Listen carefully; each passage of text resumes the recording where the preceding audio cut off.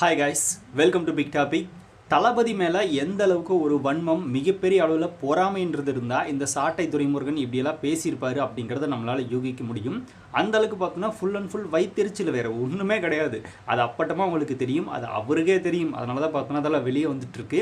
அதனால் அண்ணன் சாட்டை துரைமுருகன் அவர்கள் வந்து ரீசெண்டாக போட்டிருக்கிற வீடியோ மூலமாக சில வயிற்றுச்சலை பார்த்தோன்னா பேசியிருக்காரு. அது என்ன அப்படிங்கிறத பற்றி தான் கிளியராக பார்க்க போகிறோம். ப்ளஸ் வந்து ஒரு மனுஷன் எந்த அளவுக்கு முரண்படுறா அப்படிங்கிறதே நம்மளால் அந்த வீடியோவில் பார்க்க முடியும். அது என்ன அப்படிங்கிறத பற்றி தான் அந்த வீடியோவில் நம்ம டீட்டெயில்டாக பார்க்க போகிறோம்.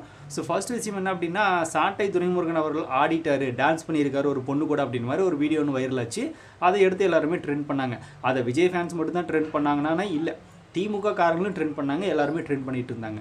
ஆனால் இவர் இப்போ என்ன பண்ணிட்டார் அப்படின்னா, ஒட்டுமொத்தமாக விஜய் ஃபேன்ஸ் மேலே தூக்கி போட்டார். அந்த வீடியோ பார்த்துருப்பீங்க. அது இவர் கிடையாது, அது விஜய் ரசிகர்களுக்குமே தெரியும். தெரிஞ்சதை பார்த்தோன்னா அந்த வீடியோவை ட்ரெண்ட் பண்ணாங்க. அது வேறு விஷயம். அவங்களை கலாய்க்கிறதுக்காக பண்ணாங்க, வேறு ஒன்றும் கிடையாது. இவர் மட்டும் பார்த்தோன்னா சோசியல் மீடியாஸில் உட்காந்துட்டு விஜய் வந்து தற்கொலை கழகம்னு சொல்லுவார், விஜயை பார்த்தோன்னா ஒருமையில் பேசுவார்.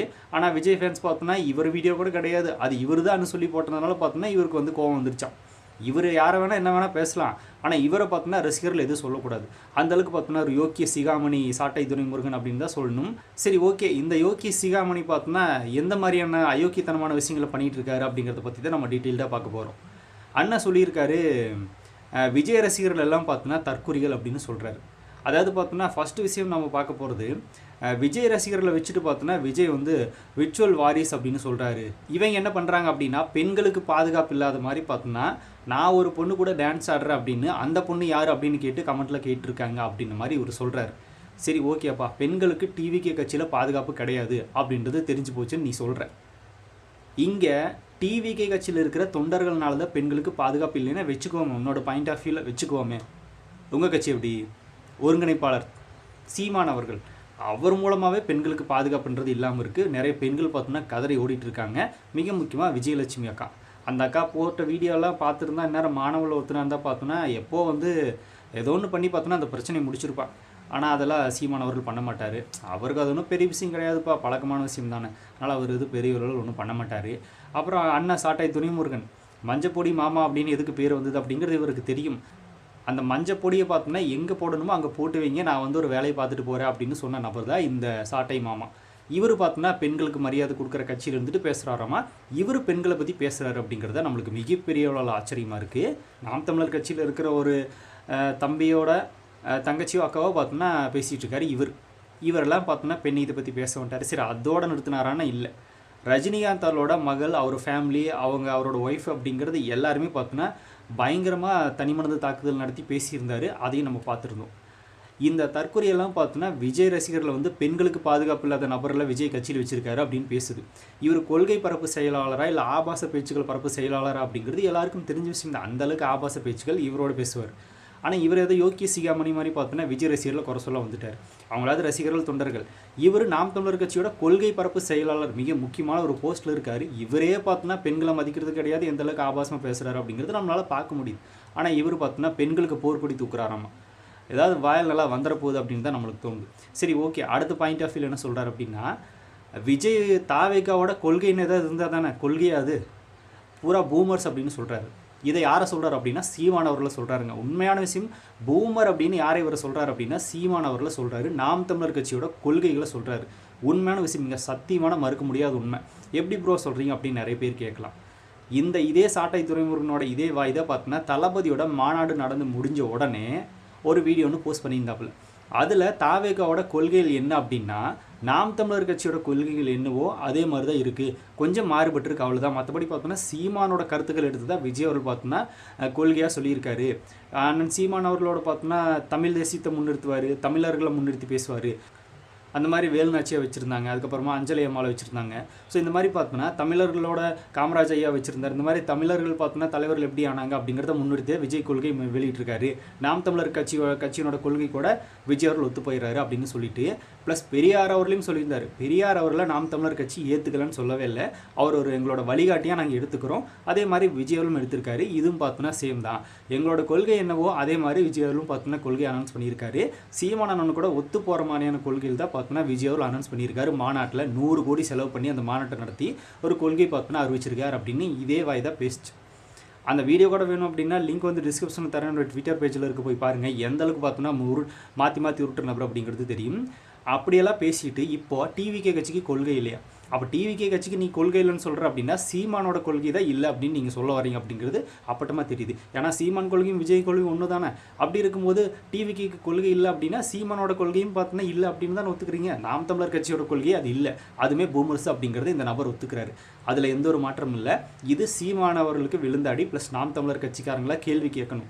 என்னப்பா நீ வந்து நம்ம கட்சியோட கொள்கையும் விஜய் கட்சியோட கொள்கையும் பார்த்தோன்னா ஒரே மாதிரி தான் இருக்குது அப்படின்னு நீ தான் பேசினேன், இப்போ என்னடானா அது கொள்கையே கிடையாது அப்படின்னு சொல்கிற அப்படின்னா நம்ம கட்சியில் இருக்கிற கொள்கையும் பார்த்தோன்னா இல்லை அப்படின்னு நீ சொல்ல வரி அப்படின்னு நாம் தமிழர் தம்பிகள் இவரை பார்த்து கேட்கணும். யாராவது கேட்பாங்களான்னா கேட்க மாட்டாங்க, அவங்க இதுக்கு மேலே இருப்பாங்க அப்படின்னு தான் சொல்லணும்.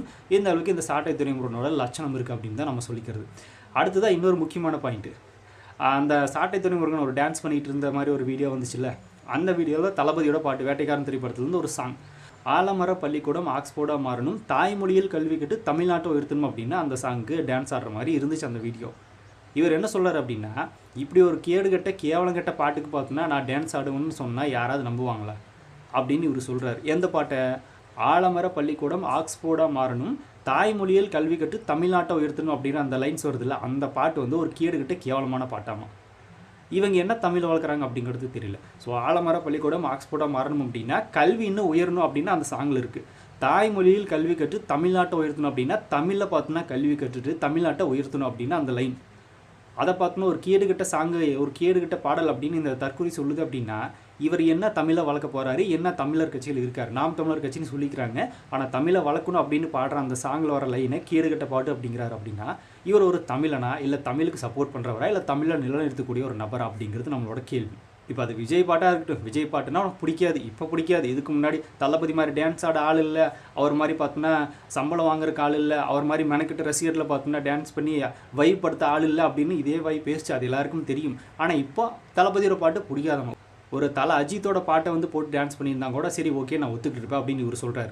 தலை அப்படின்னு என்னை கூப்பிடாதீங்க அப்படின்னு சொல்லி பார்த்தோன்னா ரசிகர்களுக்கு அறிவுரை வழங்கினவர் அஜித் அவர்கள், அதை கூப்பிடவே கூடாது அந்த மாதிரி பார்த்தோன்னா அஜித் அவர்கள் தன்னோட தனிப்பட்ட விருப்பத்தை தெரிவிச்சிருக்காரு. இது எல்லா ரசிகர்களும் ஃபாலோ பண்ணணும் அப்படின்னு இவரே பேசியிருக்காரு. இப்போ தலை அஜித்துன்னு இவரே பேரையும் சொல்கிறார். எப்படி பேசணுமையே பார்த்தோன்னா அதை திருப்பி வாங்கிக்கும், அதுதான் பார்த்தோன்னா இவங்களோட கொள்கை. இந்த கொள்கையை பார்த்து நம்ம தான் காரியத்து போனமே தவிர இவங்க டிவிகே கட்சிக்கு கொள்கை இல்லைன்னு பேசுகிறாங்களா? என்ன மாதிரியான கொள்கை பார்த்தீங்களா? யூடியூப் சேனல் இருக்குது அப்படின்றக்காக ஏதாவது பேசினா வியூஸ் வரும், விஜய் மூலமாக காசு பார்க்கலாம், இதுதான் அவரோட எண்ணமே. அதனால தான் சீமானே சொல்லியிருந்தார், நாம் தமிழர் கட்சிக்கும் சாட்டை துணைவர்கள் போடுற வீடியோஸ்க்கும் சம்மந்தமே கிடையாது அப்படின்னு. என்ன சொல்கிறார் அப்படின்னா, தனி மனித தாக்குதலை வந்து நடத்தக்கூடாதுன்னு நினைக்கிறேன், விஜய் அவரில் தனி மனித தாக்குதல் மாதிரி பேசி பார்த்தோன்னா நான் பேசக்கூடாதுன்னு தான் நினைக்கிறேன் அப்படின்னு இவர் சொல்கிறார். ஆனால் விஜய் ரசிகர்கள் வந்து என்ன பேச வச்சிடுறாங்க அப்படின்ற மாதிரி தான் இவர் சொல்கிறார். இதை யார் சொல்லணும் அப்படின்னா, ஒரு அஜித் ரசிகர் சொல்லலாம், இல்லை அப்படின்னா ஒரு ரஜினி ரசிகர் யாராவது சில பேர் இருப்பாங்களா அவங்க சொல்லலாம். ஏன்னா ரசிகர்கள் சண்டை போட்டுப்பாங்க, ஆனால் அவங்கள திட்டிக்க மாட்டாங்க. அவங்களோட நடிகர்கள் இருக்காங்க, அவங்கள மாற்றி மாற்றி திட்டிப்பாங்க. இதுதான் நடக்கும். இதுதான் ரசிகரோட சண்டை, ஃபேன் வாரம் மாறுது. இப்போ அந்த ஃபேன் வாருக்கு கீழே பார்த்தோன்னா இறங்கி வரக்கூடியவர் யார்? நாம் தமிழர் கட்சியில் அரசியல் பேசக்கூடிய கொள்கை பரப்பு செயலாளர் சாட்டை துரைமுருகன். அவர் வந்து இறங்கி வர்றாரு ரசிகர் சண்டைக்கு. இப்போ தனி மனித தாக்குதலை வந்து விஜய் ரசிகர்கள் நடத்த வைக்கிறாங்க விஜய் அவர்கள் அப்படின்னு இவர் பேசுகிறாரு. விஜய் அவர்கள் உங்களை ஏதாவது சொன்னாரா? விஜய் வந்து எதுவும் உங்களை பற்றி பேசினாரா? இல்லை ஏதாவது பார்த்தோன்னா தேவையில்லாத கருத்து சொன்னாரா? தனி மனித தாக்குதல் உங்களை பற்றி பேசினாரான்னா இல்லை. அவரோட ரசிகர்கள் பேசுகிறாங்க அப்படின்னா அவங்களுக்கு அறிவுரை சொல்லுங்கள், இல்லைன்னா அவங்கள பேசிட்டு போங்க, அவ்வளோதான் முடிஞ்சுது. அதனால் தனி மனித தாக்குதல் வந்து விஜய் அவர்கள் நான் பேசுவேன் அப்படின்னா அவர் உங்களை பற்றி எதுவும் பேசினாரா? என்ன மாதிரியான ஒரு கொள்கை இவங்களுக்கு? இதுதான் கொள்கை, இவங்களோட கொள்கை. யார் பேசுகிறாங்களோ அவங்கள பார்த்தோன்னா அந்த நடிகர் இருப்பார்ல அது கூட சம்மந்தப்படுத்தி பேசுவாங்க. கேட்டால் உடனே சொல்லுவாங்க, அந்த ரசிகர்கள் கூட வழி நடத்தி கொண்டு போக தெரியாதவர் தான் பார்த்தோன்னா நாளைக்கு தமிழ்நாட்டை காப்பாற்ற போகிறாரா அப்படின்னு. நாங்களும் திருப்பி கேட்போம்ல. ஒரு பொண்ணு கூட பார்த்தோன்னா கல்யாணத்துக்கு முன்னாடி உறவை வச்சுட்டு பார்த்தோன்னா இப்போ வந்து இன்னொரு பொண்ணை கல்யாணம் பண்ணிட்டு சுற்றி இருக்கிற இவர் தான் பார்த்தோன்னா செந்தமிழனா அப்படின்னு நம்ம கேட்போம்ல. ஒருங்கிணைப்பாளர் அப்படி இருக்கும்போது மற்ற கட்சியில் இருக்கிற தம்பிகளெல்லாம் எப்படி இருப்பாங்க அப்படின்னு நம்ம கேட்போம்ல. இவங்களுக்கு ஒரு பாயிண்ட்டு, நம்மளுக்கு ஒரு பாயிண்ட்டு, அவ்வளோதானே. இவங்க கேட்டால் சரி, நம்ம கேட்டால் தப்பு. அதுதான் இவங்களோட ஒரு யதார்த்தமான பேச்சாமா. இப்படி யதார்த்தமான பேச்சு, இதுதான் அவங்களோட யதார்த்தமான பேச்சு, இதுதான் அவங்களோட கொள்கை, இதுதான் போயிட்டுருக்கு. ஆனால் ஒன்று மட்டும் நிச்சயமாக சொல்கிறேன், விஜய் ரசிகனோட ஒரு ஓட்டு கூட நாம் தமிழருக்கு விழுகாது. நாம் தமிழர் கட்சியில் இருக்கிற விஜய் ரசிகனே கூட பார்த்தோம்னா இவர் பேசின பேச்செல்லாம் பார்த்துட்டு செம்ம காண்டாயிருப்பான். அதுதான் நடந்திருக்கும். இதன் மூலமாக விஜய் ரசிகர்களோட வாக்கு அப்படிங்கிறது நாம் தமிழர் கட்சிக்கு சரிஞ்சிட்ருக்கு. இவங்க யாரையும் பார்த்தோன்னா கூட சேர்த்துக்க மாட்டாங்க, யாருமே பார்த்தோன்னா பேசாமல் இருக்க மாட்டாங்க. ஆனால் ஜெயிக்கணுமாம்மா. எல்லாருமே பகையாக்கி வச்சுட்டா எப்படிப்பா ஜெயிக்க முடியும்? எல்லாருமே திட்டி வச்சிடுறது. வாக்கு செலுத்துறதுக்கு மக்கள் வேணும்ப்பா, ரசிகர்கள் வேணும்ப்பா. ரசிகர்கள் அப்படின்னா அவங்க மக்களுக்குள்ள தான் வருவாங்க. இப்போ விஜய் ரசிகர்கள் எல்லாரையும் பார்த்தோன்னா போட்டு திட்ட வேண்டியது, அப்புறம் யார் ஓட்டு போடுவா? அதுவும் இல்லாமல் உங்கள் மாதிரி நபர்களுக்கு ஓட்டு போடுறதும் ஒன்று, போடாமல் இருக்கிறதும் ஒன்று தான். ஏன் அப்படின்னா இப்போ நாங்கள் வந்து அரசியல் வேலை பார்த்துட்ருக்கோம். அரசியல் வேலையை டிவிக்கே பார்த்துட்ருக்கு. நீங்கள் அரசியல் வேலை பார்க்கல, அதுதான் உண்மையான விஷயம்.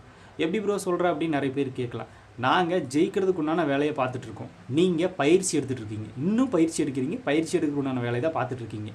ஜெயிக்கிறதுக்கு உண்டான வேலையாக இருந்துச்சு அப்படின்னா நீங்கள் யாரும் இந்த மாதிரி பேச வேண்டிய அவசியமே இருந்திருக்காது. இவரை தனிப்பட்ட முறையில் ஒரு வீடியோவை ஷேர் பண்ணி ஒரு சிலர் விஜய் ரசிகர்கள் பேசிட்டாங்கன்னு வச்சுக்கோங்களேன். எல்லாரும் கிடையாது, ஒரு சில பேர் பேசிட்டாங்க. அதுக்காக ஒட்டுமொத்த விஜய் ரசிகர்கள் இப்படி தான் அப்படின்னு இவர் பேசுகிறாரு அப்படின்னா அந்த விஜய் ரசிகரோட வாக்கு எப்படி இவர் கிடைக்கும், இவர் கட்சி கிடைக்கும்? அப்புறம் எப்படி ஜெயிப்பீங்க?